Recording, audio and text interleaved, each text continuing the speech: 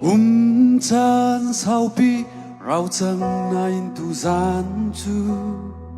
Thin lunga thar in kan lam tha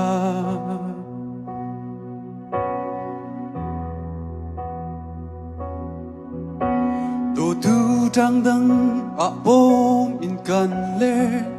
Chan chu a sao chang na in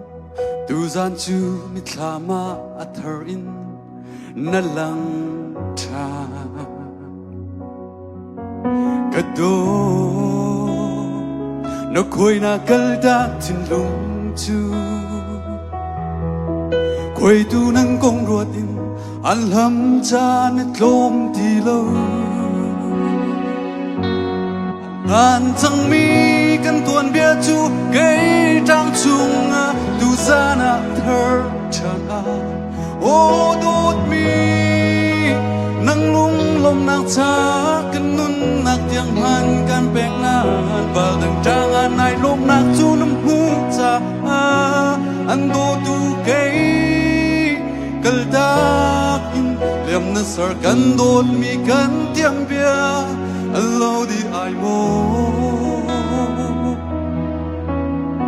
a chan ro chun tuan bia so a an chang di ai mu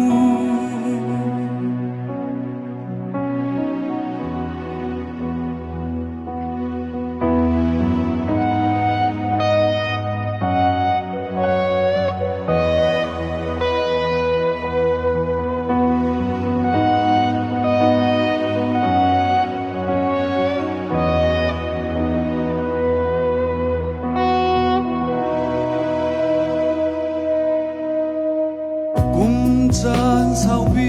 rau chang na in tu zan chu Thin lunga thar in kan lam tha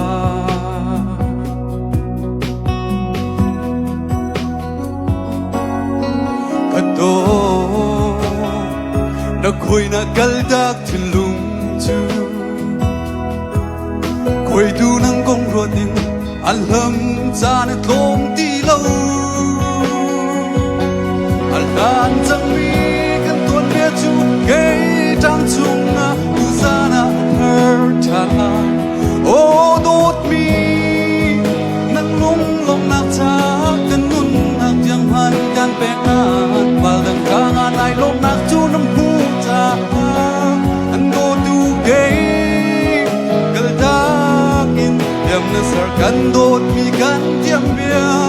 lo di ai mo Chan ro chun tuan bia so a an chang di ai mu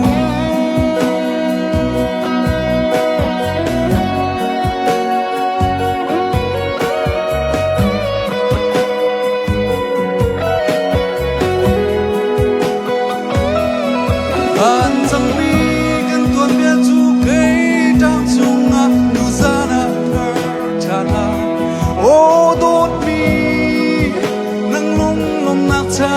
kan nun nak tiang man kan pek nan bal dang trang an ai lom nak chu nam hu cha an do tu cây